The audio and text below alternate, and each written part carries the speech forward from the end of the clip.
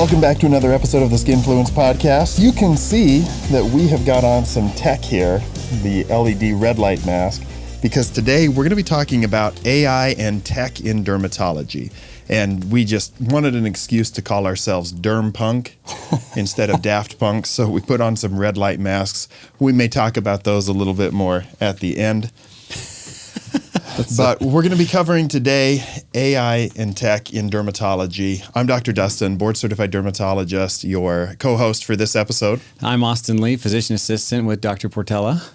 So AI and tech, everybody's hearing about AI. ChatGPT, Grok, whatever Microsoft is trying. I think they're just combining with OpenAI and ChatGPT, Claude, Perplexity. There's too many to count now. They're getting more and more and more. And AI is coming fast and furious. And I think the biggest surprise to many people is that initially, when we started hearing about AI maybe 10 years ago, thinking it was going to take all these blue-collar jobs. Yeah. Thinking like truck drivers are going to be obsolete and all these things. And really what we have seen is that it's come for a lot of the white-collar jobs. Totally. People that are, creating, working with numbers, spreadsheets, anything you can do on a computer, AI can often do faster with, continuous around-the-clock effort, and it's been definitely a disruptor. Yeah, it's definitely something that's been on the mind as we see technology growing. We've all thought, is it coming for me? Yeah. And it's coming for everybody. We're seeing its growth into our realm in medicine and dermatology even specifically. And you're right. At the beginning, I was thinking it was going to be taking factory jobs, truck driver jobs, all of that, and we're seeing it evolve. It already is starting to do stuff like that, but it's evolving so rapidly. It's beginning to take over white collar. And it's absolutely creeping into medicine as well. Clearly, we have AI now that has been approved by the FDA, AM models, hundreds of them in radiology for diagnosing, detecting pathology on images when you're getting a CAT scan and MRI. AI has gotten really good at identifying things in imaging, and there's a number of models that are approved in pathology. A pathologist looks under the microscope and they're looking for cancerous cells, and they have to be trained on how to know which cell looks cancerous, especially in a biopsy that maybe is a really early cancer. Sure. And AI is I think the first model was approved in prostate cancer to be able to diagnose prostate cancer from needle biopsies of the prostate. And AI is very good at pattern recognition. So when you feed it hundreds of thousands or millions of images, which radiology databases, pathology databases have that, you can start to train the AI to look for those things, and it can be very good. Yeah, I could definitely see it being something that is a visual-based thing first because of the patterns, and definitely can start to creep into dermatology because a lot of what we do is visual. Yeah. And it's looking at the skin and identifying skin cancers. So there's definitely been some tools that my patients have brought in that use AI to try to identify things on their skin. Yeah. Many patients nowadays, I'm seeing stories on TikTok, on Instagram, they're just typing in all their symptoms into ChatGPT and saying, what could I have? Because they're going from doctor to doctor, they're not getting a diagnosis or they're not getting treatment that's helpful. And then they're going into their doctor and be like, AI said I might have this. And the doctor's like, actually, I think you do. So when used correctly, it can be a good tool to advocate for your own health. I've also had patients that took a picture of something. This happened 2-3 months ago. They took a picture of something, uploaded it to AI, and AI told them they may have angiosarcoma, which is obviously very concerning. Yeah. It's a highly lethal cancer of the endothelium of your blood vessels, and it was a bruise. They came in. They sent a picture to us and said, AI said that I have angiosarcoma, and I saw the picture. I'm like, it's a bruise. Yeah. But they insisted on coming in, and I was happy to see the patient and then provide reassurance, look at it with my dermatoscope and say, this is just a bruise. We don't need to do a biopsy. Like there's nothing bad going on here. It's going to be gone within a couple of weeks.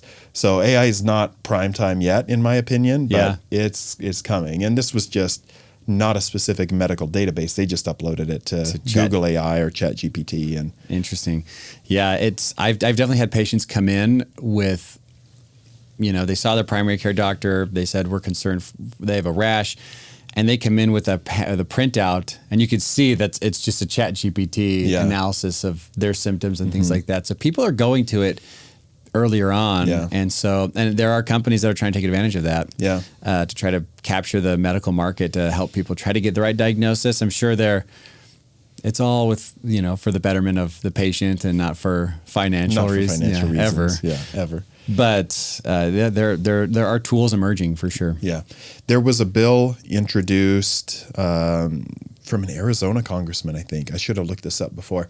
They were trying to give AI the ability to be a prescriber on the national level, so that if you had an AI interaction in healthcare, that the AI could then send a prescription to the pharmacy for you. Ooh, I don't know how I feel about that. I don't like it at all. I don't like that either.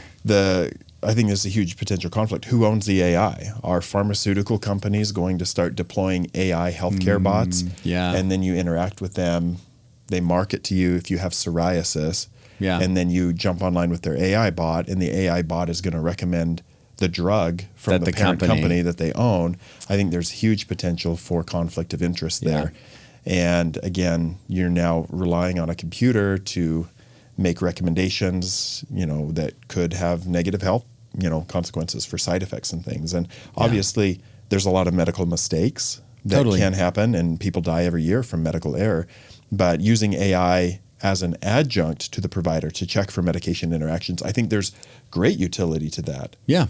However, I'm not at all comfortable with AI solely being the one to see the patient and prescribe a medication. Yeah, that seems pretty nefarious in my mind. There's a number of areas where AI is being deployed for consumers and in dermatology. And one of the first ones is just the smartphone apps, AI image analysis. People can take a photo of their mole and get an AI recommendation as to benign or cancerous. I think you've played around with some of these, haven't you? I played around with some of them, and I've had a patient come in, specifically, they downloaded a dermatology-specific AI analysis app where they take a picture of a lesion, and then the AI tells you what it most likely is.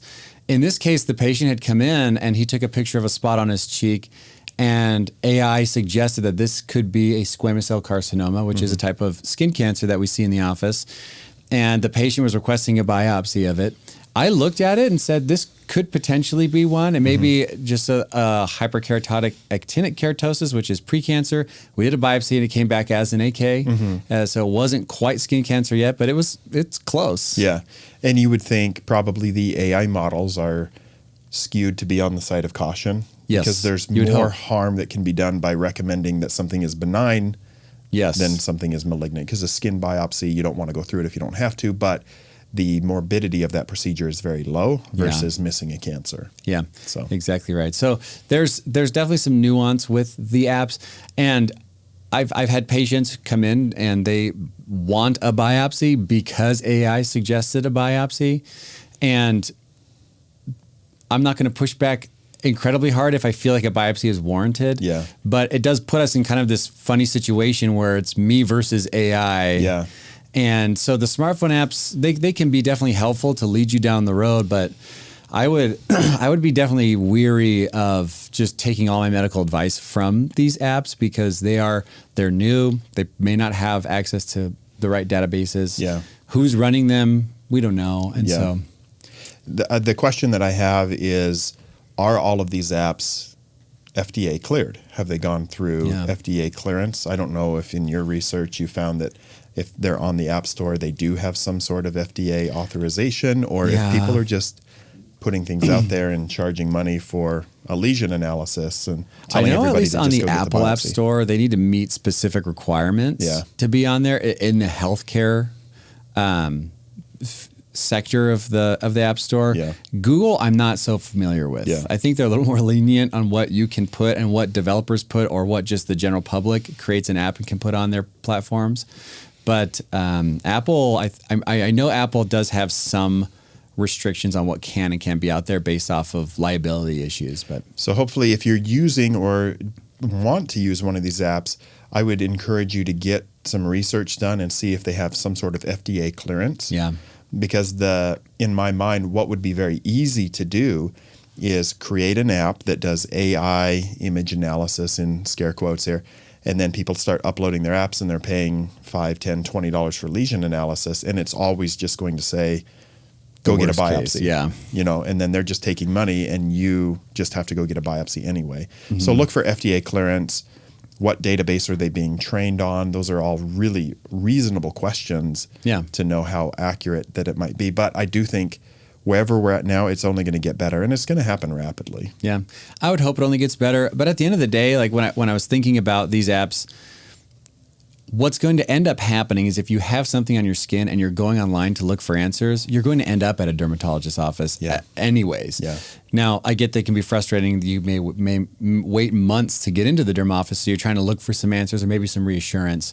But trust your dermatology provider. That's where it's important to have a good relationship with your provider. Yeah. And I understand if you're just seeing somebody for the first time, you've never been in, and you have to make a decision between, do I trust what the computer told me or what this doctor is telling me? Yeah. And I think that if a doctor is arguing, we don't need to do a biopsy on this, I would say that's generally pretty reliable. If they're a dermatologist or dermatology provider that's used to seeing those things, it may be a different story if it's somebody who doesn't daily practice dermatology, but we get paid more money to do a biopsy. That's true. So if I'm arguing with a patient that we don't need to do a biopsy, I'm arguing against my financial interest because I won't take a biopsy just to make money. Exactly ever. right. So that should be a reassuring sign to the patient that, hey, he's not doing this even though it would make him or her more money. Yeah. In my training, we were always taught a good provider knows when not to do something. And so if we're arguing against a biopsy, then that may be a good sign that your provider has your best interest at heart. But there's also patients who just need to have that biopsied to let them sleep at night, to know that it's being checked. And so sometimes, depending on the patient, I'll do a biopsy on things where it could be pretty questionable, or I'm leaning more towards the benign side, but I can see my patient's very worried. And I feel like a lot of times the people who have brought AI in are a little bit more on the worried side. Yeah. So understanding that dynamic too, just change things. That's part of the healthcare that we do is an art. And even if I know that a lesion is likely to be benign, I'm treating the whole patient. And again, if I photograph it and then tell them to come back in 6 or 12 months and they're going to have anxiety and lose sleep over that, then there is more of a reason to say, hey, this could be questionable. Let's take it off so you can sleep better at night and you can go on with your life. And I will know for sure within a few days if this is a benign lesion or if we need to do something. And there are absolutely times that I'm sure you have, biopsied something you expect to be completely benign. And you're like, holy crap, that was a skin cancer. Yeah. It happens. So I will trust the patient when they say, I just don't like this. I don't feel good about it. Yeah. I think it needs to come off. And for my melanoma patients, I often will tell them, they'll ask, what am I looking for? I'm like, anything that's changing in size, shape, color. If it has symptoms, itches, bleeds, burns, and tingles, or even if you have a bad dream about it, I'll take it off. That's because I'm like, let's trust your intuition here. If you think something is harmful. So a little bit of a jest there, but I will treat the whole patient and not just look at a skin lesion in isolation. Yeah, which is a great thing. Which leads us into our next topic. Outside of using smartphone apps, there is teledermatology where you can visit with the provider via your phone or a computer. Do you have experience doing that type of visit, and what are the drawbacks, benefits of that? Teledermatology is something we can do a lot of in dermatology, telehealth, because many of the things are visual. We don't necessarily have to touch the patient. We don't have to do vitals in many cases, like taking a blood pressure and a heart rate and a temperature. So if a patient has acne, that's very easy to follow on telehealth. Yeah. Psoriasis can be very easy to follow as long as the patient's in a private place where they can be in front of the camera and show you different areas of their skin. And it needs to be a HIPAA secured platform where your personal health information is going to be protected at all times. Yeah. Now, there are, things like Google Meets or Zoom, and you probably shouldn't be doing your telehealth on that.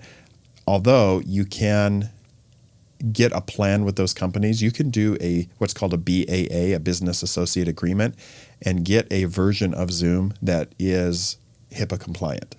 So if your doctor's doing it that way, that's fine.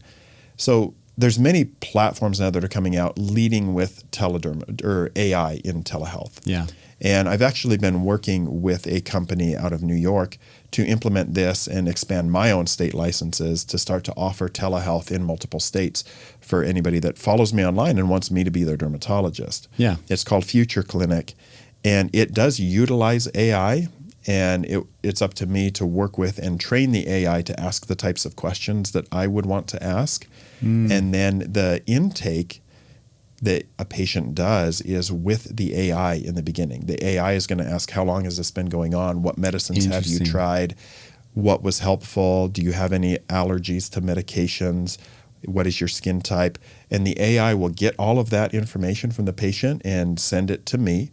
Then I can review that and make recommendations to the patient. But ultimately, the decision-making still comes down to me. Yeah. But it allows me to get through those patient encounters more efficiently, to get accurate information from the patients, and be able to see more people through telehealth than I would be able to do if I had to do the entire encounter on my own. That's interesting. So I'm very excited about this technology, and we'll definitely announce it on the podcast when it's available. I'm probably going to be starting in the state of New York, and then we'll expand it to Idaho, where I practice physically. And from there, we'll work with Future Clinic to expand to multiple states. But I'm very excited about using that as an adjunct. It's not replacing me and my expertise, but it's allowing me to do more for patients by partnering with AI. And that would be nice because even the AI could reach out for follow-ups, check in, and then say, hey, the patient's not doing well, they're reporting they're doing worse, and then you could personally go. And that sounds like a great opportunity for people who are waiting for dermatologists or can't find a good dermatologist in their area. That sounds like a pretty awesome deal. I think it could be very helpful. The biggest challenge will be, there's certain conditions where it's definitely more difficult to assess by AI or by telehealth. And one of those is the skin lesions. Yeah. If you don't have a dermatoscope that can attach to your smartphone, I'm not going to be able to tell you by just looking at you on a FaceTime style call. Yes. Or a picture that you take and say that mole looks benign, that mole looks malignant. Those are the types of things ultimately I still think need dermatoscope imaging. They need an in-person evaluation to get the best result. Yeah. I don't practice teledermatology per se, but I get a lot of text messages from friends and family of a lesion or a mole. And it is very difficult if you're FaceTiming, it's very difficult to get an accurate diagnosis of especially a mole. Yeah. That could be an early melanoma through a photo. Yeah. So that could be, or a Zoom call. So there could be some drawbacks there, but for the most part, a lot of things we see could be taken care of through the teledermatology realm. I think that's going to be a great thing to offer people. Yeah. If you're using telehealth, you should treat it like a in-clinic appointment. Be in a quiet place where you have good lighting, where you have privacy. If you have something, like psoriasis and we need to know, is it on your back? Is it on your stomach? Is it, where you can lift your shirt up and you can allow that to be seen through a medium that is protecting your personal health information. But I remember when COVID first hit and we were using a telehealth platform to do follow-ups, I had people that were in the Walmart parking lot on their iPhone. No joke. In their car. And I'm like, they got a dog barking in the back seat, and literally this happened. And it makes it very difficult to provide the right kind of assessment. Yeah. And so I think as these tools get better, obviously people are becoming more familiar with using smartphone apps. They're getting better and more efficient. But treat it like a doctor's appointment and put yourself in a position where you can have a good consultation that's productive. You don't want to set yourself up for failure. Yeah. Yeah, you don't want to be doing the Starbucks store trying to show your rash. That's it. That could be definitely. I'm sure as these things roll out, we're really good as humans at adapting to these types of things. So I'm sure the patient visits will improve and get better and better if we're doing these more and more and more. Totally. Then in the clinic, there are AI tools that can be used. We're not using a lot right now. I do use things like ChatGPT to help write prior authorization letters, to advocate for my patients. I've used ChatGPT to write letters to my congressional representatives to say, just get people healthcare, dang it, Yeah. But There are primarily what we're seeing are imaging systems that are brought into the office, things like full body mole mapping, where patients can come in on an annual basis, get photographs taken. The computer can also connect to a dermatoscope, so you can do high resolution magnified images. And then all of that can be screened through the AI system. The one that is probably the most common on the market right now is by a company called Vizia. And then that AI program will compare photos from a year ago to now and say, this mole is bigger, this mole is darker, and alert the clinician. And still, ultimately, the clinician, the dermatology provider, is responsible to review those images and make a determination if a biopsy is needed. But if you have hundreds of moles, you have atypical nevus syndrome, it can be very helpful for a provider to have a tool like that that helps to evaluate everything. Yeah. I've definitely been seeing those more online. I get a lot of ads for those types of products where they attach to your dermatoscope. For those who don't know, dermatoscope are, when you go to the dermatology office and we walk in with this, looks like a magnifying glass, like a fancy one, it helps us kind of see the pigment underneath the skin. It helps us see structures that may be underneath the skin that we just can't see with our naked eye. And there's little things that we can attach to it where it puts it into a database and can assess it. Yeah. And it seems cool and very promising. I just don't know. I've always been taught never buy the first version of a car. Yeah. Wait till the few models come out, they work out the bugs. And so that's kind of how I feel with this type of thing, where it's so new.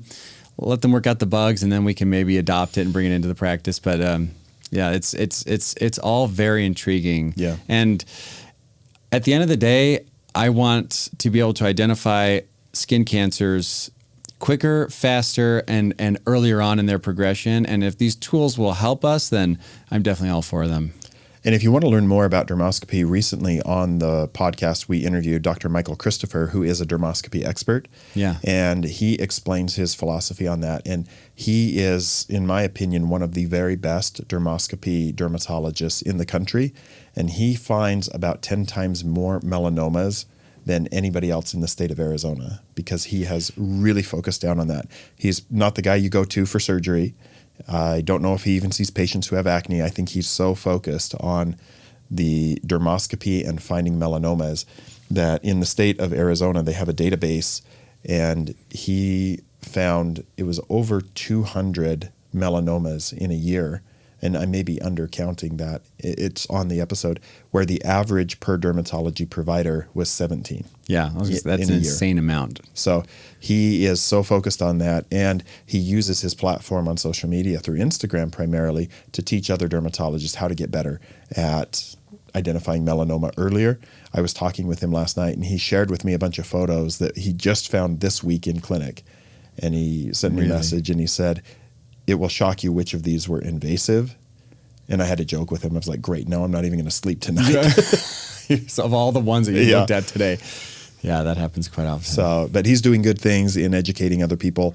And he would, if he's not already working with AI platforms to help train their AI programs to identify melanoma, he probably has a future in that too, to be a partner in something like that. So a lot of good information. And in the end, the goal with all of this is to help patients receive the best care earlier for diagnosis and treatment, so that they don't suffer with melanoma that becomes metastatic, so that they don't have psoriasis that goes uncontrolled.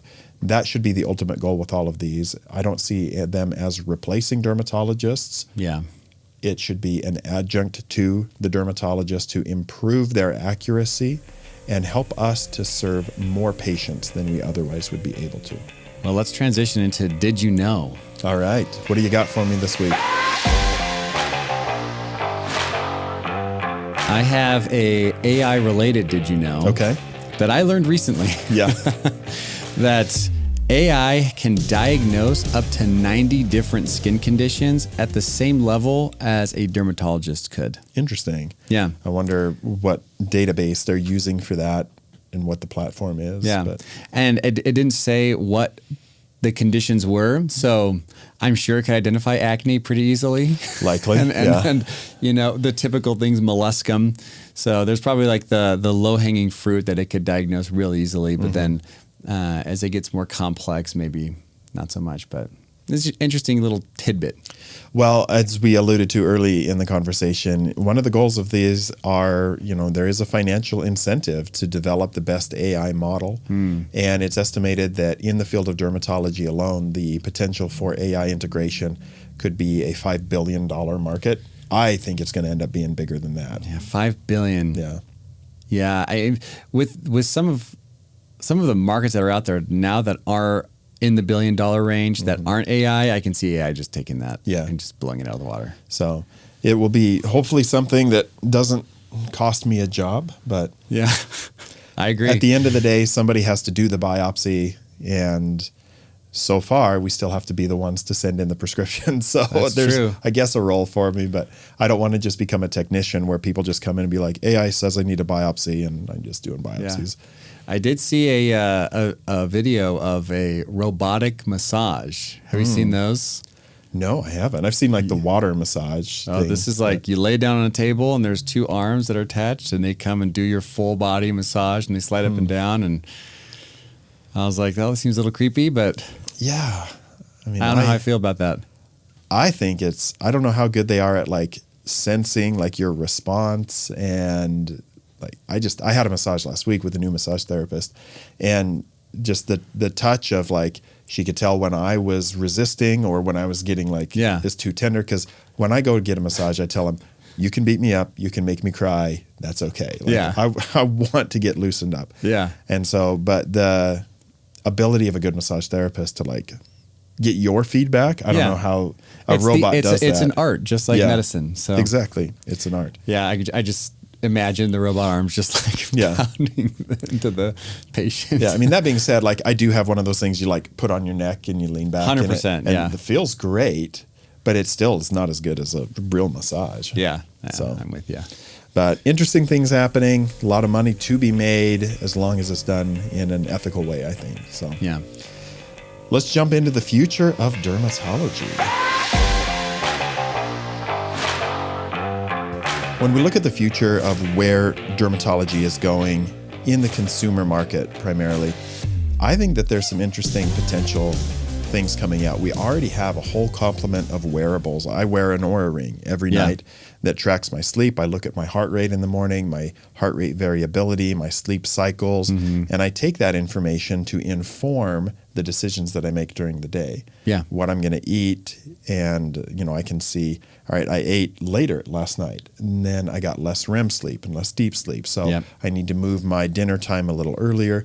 So what's going to happen in dermatology with things like wearables and computer algorithms to help inform us from a skin perspective? That's a great question, because there's definitely skin conditions that we see that have almost predictable flare cycles where a patient, if they notice stress on their body or if they notice that they're eating unhealthy or things like that, can cause flares. So it's a good question. I know for me especially, I know if I'm going to break out with acne when just like you I wear my Apple Watch to bed now and it tracks my sleep. And if I see my heart rate variability low, I know I'm stressed, or I'm not sleeping as well, or I may be sick and fighting something. I know my acne is going to break out. So these wearables can help detect, at this point, stress on our bodies, which can tell us I'm going to get a flare. I may be getting a flare of my psoriasis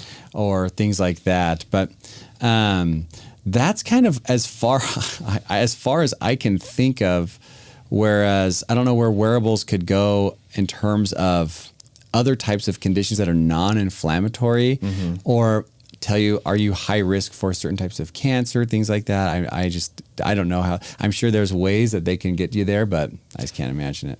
We have continual glucose monitors that people wear, and I've got to imagine that in the future, there's going to be ways to use that kind of information to predict flares of rosacea, flares of alopecia. Yeah. And there may be other molecules they can monitor in the body other than glucose to determine if something is going on. Yeah.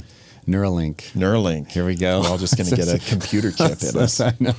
Yeah, that's actually a really good point, because there's foods are playing a bigger and bigger role. And if we can detect immune markers that spike after certain foods. We can watch glucose pretty closely. Are there cortisol I don't think there's a continual cortisol monitor. That'd be an interesting one. Yeah, usually like a urine test for that. Yeah. Like a 24-hour urine, which is not fun to do. Yeah. Carry around a bucket all day. So it's something that can be helpful, but the risk at the same time is, how integrated do you really want your life to be? Do you want it to revolve around doing all of these things where like I'm measuring this, I'm logging every food that I eat? And some of that, I think, will put you at risk of more health anxiety and more disordered eating and more just disorder in your life, when most of the time you need to unplug more than you need to plug in. 100%. You need to get outside and touch grass, as the saying goes. You need to be with family and away from all the technology. And who knows, if EMF is that big of a concern to our health. Some people seem to be sensitive to it. Yeah. But do we really need all of that? I have been to conferences where I've stand in front of, different imaging devices that can analyze your skin and then make product recommendations.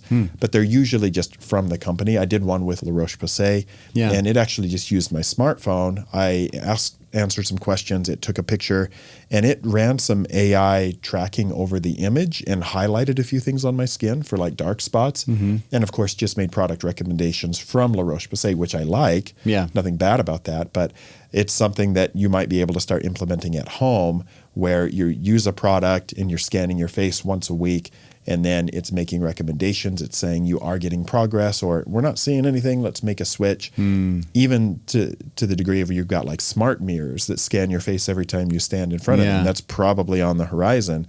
And maybe from dermatology, like we hate magnifying mirrors that people get in front of. I don't know what the conversations will be like when people have smart mirrors that are telling them that I'm going to be getting a pimple here next week.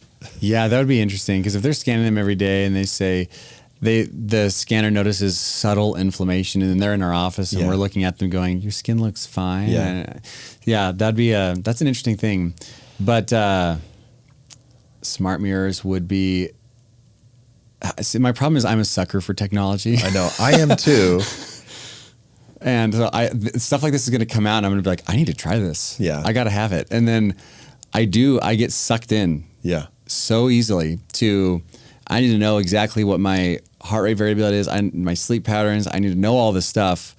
And at the end of the day, I'll do that for a couple months, and I'm like, I got to take the watch off. I got to take it. I just got to just reset here. The benefit for me of getting older is that my interest in tech is declining. I guess it's just a sign that I'm in my 40s now, and I'm just like, I just want to go outside.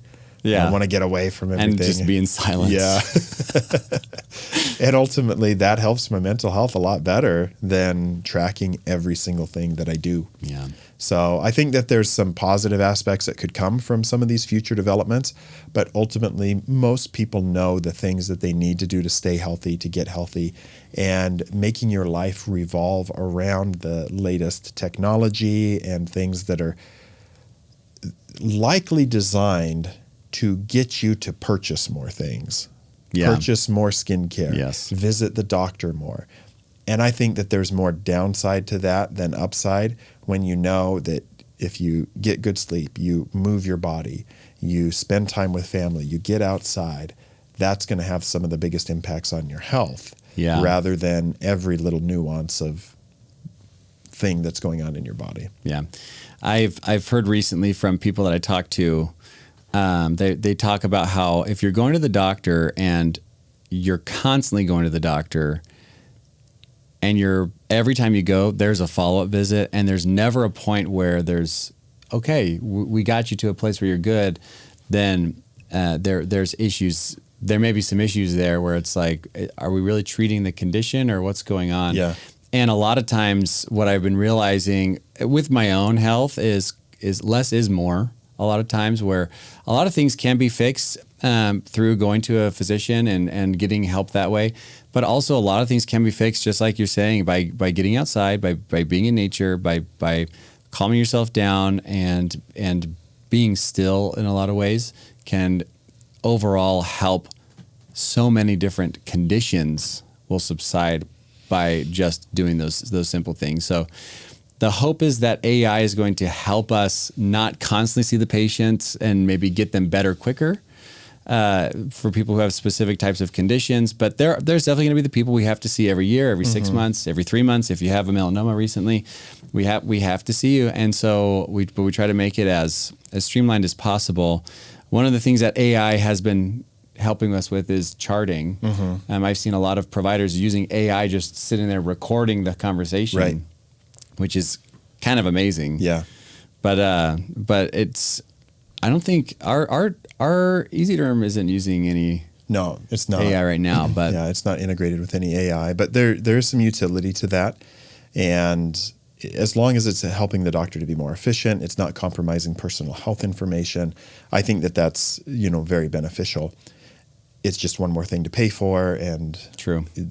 There's pros and cons to all of this stuff. But ultimately, so far, what AI hasn't been able to do is show that human connection that you should have with your provider, the connection, the empathy, and AI. They're trying to program that into thing, and people have AI boyfriends and girlfriends now, and that's a nightmare to me. Yeah. However, it's a tool that can help from a data side, but we still want to encourage the human connection and a relationship with your primary care provider, with your dermatologist, with any other doctor that you see, that you really feel like they're a partner in your health, that they want to get you better and eliminate, if possible, the need for coming in all the time, like you said. So it'll be interesting to see where the future of AI and technology goes in dermatology, and hopefully we don't make our lives revolve around it and we don't lose the human touch that I think is essential to the art of medicine. Yeah. Just like you said, medicine is an art, and that art is the human connection. That art is understanding our patients, what they're going through, and how can we effectively get them better without too much intervention. Absolutely. Before we wrap up, we will bring back our product of the week. We started out with it, and that is sweet. the LED mask from Ulike. Since we're on the tech topic today, LED masks can be helpful as part of your skincare routine. I only find them to be helpful and only recommend them if you're already doing the basics of your skincare routine. Having a good gentle cleanser, wearing a vitamin C and then a sunscreen every morning, and using a retinol at nighttime. If you're doing those things and you're protecting your skin and you want to get a little bit more mileage, you can use something like an LED device. And I've tried many of them, and I like the form factor and the comfort of the Ulike LED mask. It has more LEDs than most others on the market. It has a mirror on the inside, so you get additional reflection onto the skin. And it has different modes that might focus on skin rejuvenation, reduction of fine lines and wrinkles. It has a mode for reducing inflammation if you tend to have more sensitive skin. It has a mode that can help with blemishes. So considering all of that, I think it's a very good device that feels good. It's very comfortable. It doesn't slide around, and it makes you look super cool. Yeah. I agree. So get ready for the debut of Derm Punk. We're coming for Daft Punk here in the future. But we'll have a link to this down in the podcast show notes and in the YouTube video description. If you're interested in trying one, this is the one that I personally like to use more than any other that I've tried. And we'll let you pick that up if it's something you want to add to your routine, as long as you're doing the other stuff. That's right. That's the key. Yeah, don't forget the basics. This doesn't treat all things, but it's an adjunct. Yeah, it will not fix your skin if you're not wearing sunscreen. So with that being said, thank you for joining us on this episode of the Skinfluence Podcast. You can find me on all social media platforms at Dr. Dustin Portela. And you can find me at Austin Lee, PAC. Share this episode with a friend and let us know what your thoughts are on technology and AI in the coming healthcare revolution. Send us a message on Instagram at SkinfluencePod, and we'll catch you guys on the next episode.